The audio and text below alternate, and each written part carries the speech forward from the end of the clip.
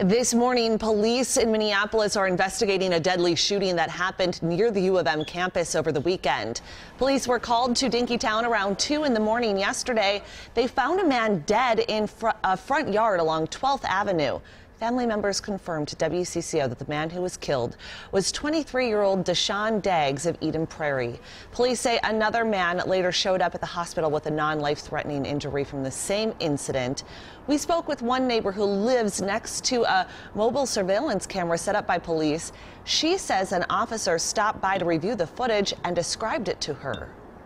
He viewed the videotape, and from what he sees from this point is that once it happened, people were jumping into cars and vehicles and just drove off. And so he also said that there was a party. There was tons of people there last night. The house was packed. At this point, more than a day after the shooting, police have not made any arrests and are working on a description of the shooter. If you have information that could help in the investigation of this deadly shooting, call Minneapolis police. President Donald Trump is back at the White House after a weekend with Republican leaders at Camp David. The president declined to answer questions about a new book that questions whether he's fit for office. Administration officials and allies, however, did rally to his defense. Michael Wolff's Fire and Fury quickly shot to the top of bestseller lists after its Friday release. Today, the president's going to Nashville to address a convention of farmers.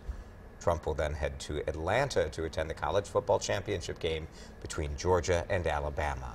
In Money Watch, investors are hoping the bull market continues as stocks open in record territory again today. The Dow passed the 25,000 mark last week, a milestone that was more than 120 years in the making.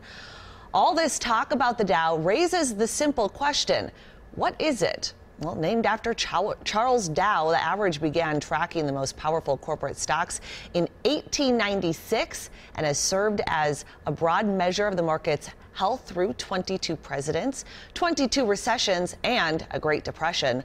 The only stock from the original 12 that is still part of the Dow. Any guesses? General Electric.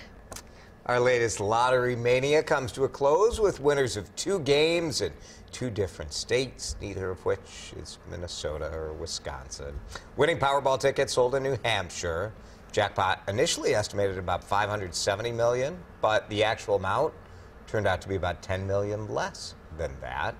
Wonder if some of the potential Powerball buyers were buying Mega Millions instead. That winning ticket sold in Florida, and that one worth $450 million. 75th gold